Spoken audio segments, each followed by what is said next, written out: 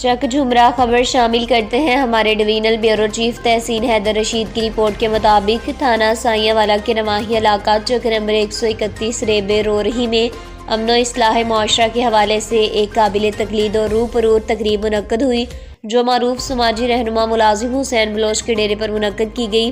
اس موقع پر سابق چیئرمین فیسکو ملک تحسین ایوان نے خصوصی شرکت کی، جبکہ علاقہ بھر سے بڑی تعداد میں علماء، زمیندار، معززین علاقہ اور نوجوانان دیہ بھی شریک ہوئے۔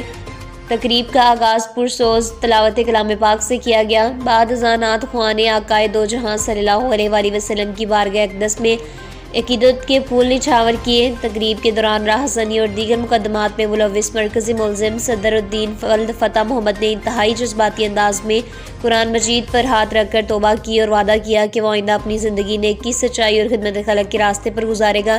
اس موقع پر موجود ملک تحسین ایوان، ملک بلال ملہی، کیپٹن بلوچ، اعظم بلوچ، میاں اعجاز اور دیگر معزز شخصیات نے صدر الدین کے اس فیصلے کو خوشائند قرار دیا اور کہا کہ توبہ کے دروازے ہمیشہ کھلے رہتے ہیں بشرط اخلاص نیت۔ ملک تحسین ایوان نے اپنے خطاب میں کہا کہ معاشرے میں برائیوں کا خاتمہ صرف پولیس یا قانون کے ذریعے نہیں بلکہ دلوں کی اصلاح سے ممکن ہے۔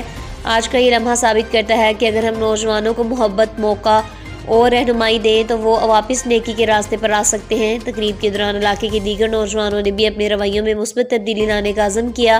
آخر میں مولانا نے اجتماعی دعا کروائی، جس میں وطن عزیز کی سلامتی، امن و امان اور نوجوان نسل کی ہدایت کے لیے خصوصی دعائیں کی گئیں۔ تقریب کے اختتام پر میزبان ملازم حسین بلوچ کی جانب سے تمام شرکاء کے اعزاز میں پرتکلف ظہرانے کا اہتمام کیا گیا۔ محفل میں بھائی چارے، اخوت اور اصلاح معاشرہ کا عملی مظاہرہ دیکھنے میں آیا، جو علاقہ میں امن اور اتحاد کے فروغ کی روشن مثال بن گئی۔